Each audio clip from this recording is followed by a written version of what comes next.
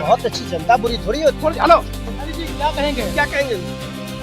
केंद्र कहने लग हो जाने दो तो कह देते हैं। नहीं मतलब क्या उम्मीद क्या है? खेसारी लाल यादव भोजपुरी फिल्मों के सुपरस्टार हैं। उनके गाने लगातार वायरल होते रहते हैं, लेकिन भोजपुरी के तमाम सुपरस्टार राजनीति की राह पर आ ही जाते हैं। रवि किशन, मनोज तिवारी और दिनेश लाल यादव निरहुआ की तर्ज पर खेसारी लाल यादव ने भी राजनीति में एंट्री मारी। पहले छपरा से उनकी पत्नी को टिकट दिया जाना था, लेकिन आखिरी मौके पर तकनीकी दिक्कतों की वजह से खेसारी की पत्नी चुनाव लड़ने में असमर्थ थी। ऐसे में खेसारी लाल यादव ने छपरा से खुद चुनाव लड़ने का फैसला किया। बाकी तीनों भोजपुरी सुपरस्टार बीजेपी के सदस्य हैं, लेकिन खेसारी ने चुना तेजस्वी को। बस फिर क्या था, भोजपुरी के ये कलाकार आपस में ही भिड़ गए। कभी निरहुआ ने खेसारी को भोजपुरी का सबसे अश्लील गायक बता दिया। आप लोगों को समझाना चाहिए कि जो अश्लील गाने का मास्टर है वही उनके साथ घूम रहा है, उसको ही उन्होंने अपने साथ ले रखा है। वो जो भी बड़ी बड़ी बातें करते हैं, मैंने इसका जवाब दिया था, तो हर दिन तो पहले अपना बयान पलट लेता है। जब उससे पूछा जाता है कि तुम अश्लील गाना गाता है, तो बोलता है रवि किशन, मनोज तिवारी, निरहुआ, पवन से सीखा है। और जब उससे पूछा जाता है कि आपने इन लोगों को फॉलो किया, तो बोलता है नहीं, इन लोगों को काहे फॉलो करेंगे। तो कभी पवन सिंह ने खेसारी पर हमला किया।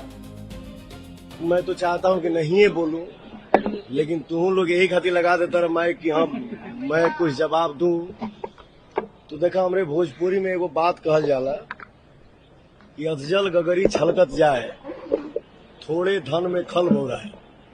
वही उनका हाल है। वो कब क्या बोलेंगे, कब क्या करेंगे, इसका कोई गारंटी नहीं है। ठीक ना? कभी तो हम तो एगो और चीज देखनी आज, वो कब वो बीबी के बहन बना ली हैं, कब वो बहन के बीबी बना ली हैं, इसका कोई गारंटी नहीं है। हम तो यह कहब कि उनकर बात और घोड़ा के पात में ज्यादा फर्क नहीं है। मनोज तिवारी ने भी अपने अंदाज में खेसारी को सुनाने में कोई कोर कसर नहीं छोड़ी। राम मंदिर की जगह अस्पताल बनवाने की बात की, लेकिन वक्फ बोर्ड को लेकर के कुछ नहीं कह रहे, जानकारी नहीं है तो मैं कुछ नहीं बोलूंगा इस पर। अब देखिए, मैं तो यही बार बार बोलता हूं कि भैया जो चुनाव लड़ रहे हैं थोड़ा संभल के बोलो, क्योंकि बिहार की जनता एक एक शब्द का अर्थ निकाल करके और निर्णय लेती है। भगवान राम के मंदिर का जो विरोध करता है वो कभी भी किसी का नहीं हो सकता। वही खेसारी के मंदिर की जगह अस्पताल बनना चाहिए वाले बयान पर तो रवि किशन बेहद खफा हो गए। अब मां जानकी का मंदिर भव्य बनने जा रहा है, ये विरोधी यहां भी मुंह उठा रहे हैं, जितने एनडीए के विरोधी हैं। तो मैं आप लोगों को सचेत कर देना चाहता हूं, इन लोगों की जमानत जब्त कर देना। जहां सनातन के विरोध में कोनो बात भई, जहां हिंदू विरोधी, हमारी आस्था हमारी मां है, मां जानकी मां है।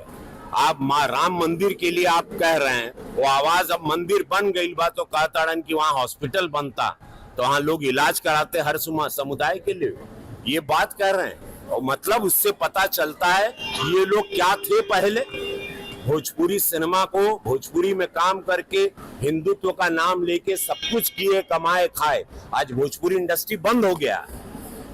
भोजपुरी इंडस्ट्री जो हम राष्ट्रीय पुरस्कार दिलवा के चले थे, इन लोगों को मशाल दिए थे, और हम थोड़ा सदन में गए, हम सदन में क्या चले गए, इन लोगों ने भोजपुरी को भेज दिया। इन लोगों से पूछना चाहिए भोजपुरी इंडस्ट्री क्यों बंद हो गई, क्यों काम बंद हो गया। कि जहां मेरी फिल्में उसी छपरा या पूरे बिहार में सिल्वर जुबली होती थी, वहां आज एक दर्शक नहीं है।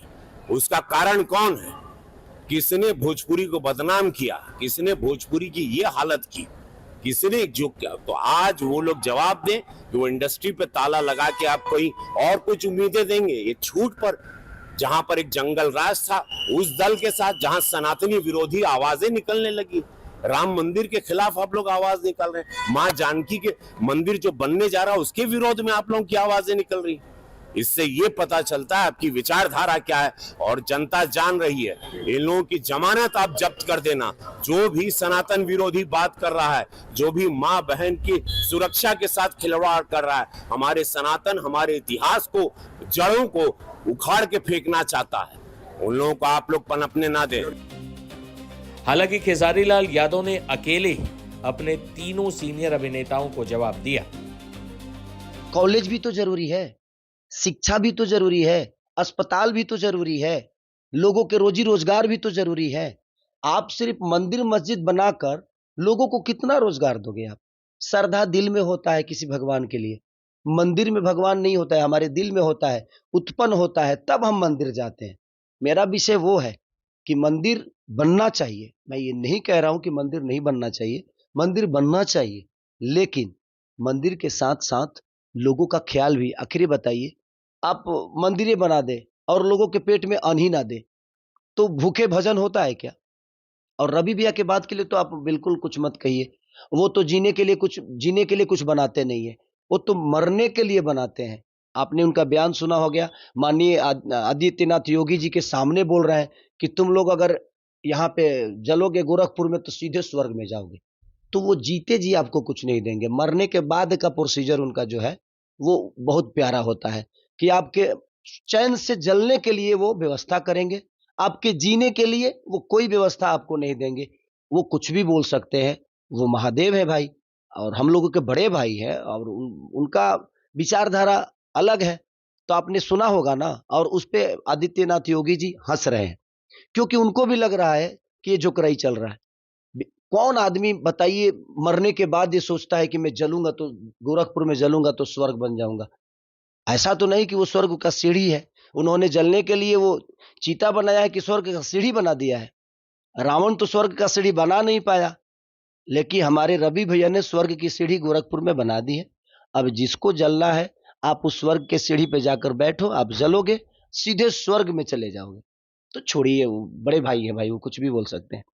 पिछला विधानसभा में चिराग पासवान नीतीश कुमार के सामने विरोध में थे, इस बार नीतीश कुमार के घर गए हैं, खन्ना के प्रसाद खान, क्या कैसे देखते हैं आप इसे? बहुत अच्छी बात है, ऐसे हर आदमी को एक दूसरे के साथ रहना चाहिए और मैं हमेशा कहूँगा कि हर आदमी मिल के रहे।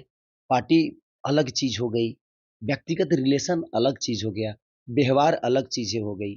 कोई जरूरी नहीं है कि हम एक दूसरे के पार्टी में है तो हम घोर विरोधी हैं।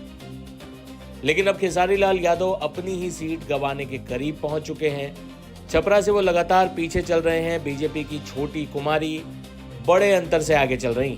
खेसारी परिणाम से निराश भी दिखे। जब उनसे पूछा गया कि वो परिणामों पर क्या कहेंगे तो खेसारी बोले कि कुछ बोलने लायक हो तो जाए पहले।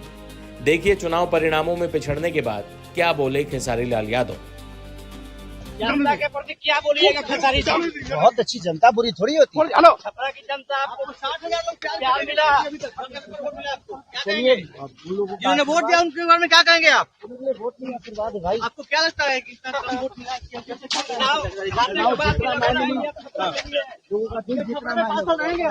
बिल्कुल रहूंगा भाई, क्या सेवा करेंगे? मैंने यही जी कहीं तक कहाँ रहो, घर छोड़ दे, घर छोड़ दे, ये घर है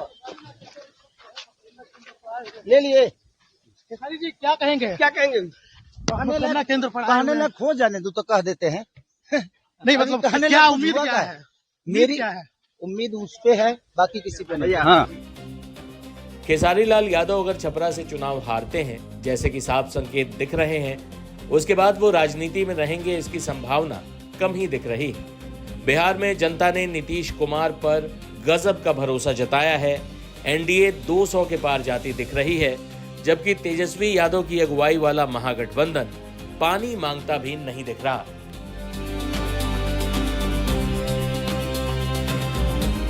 For more of such videos, do like, share and subscribe to ET Now Swadesh.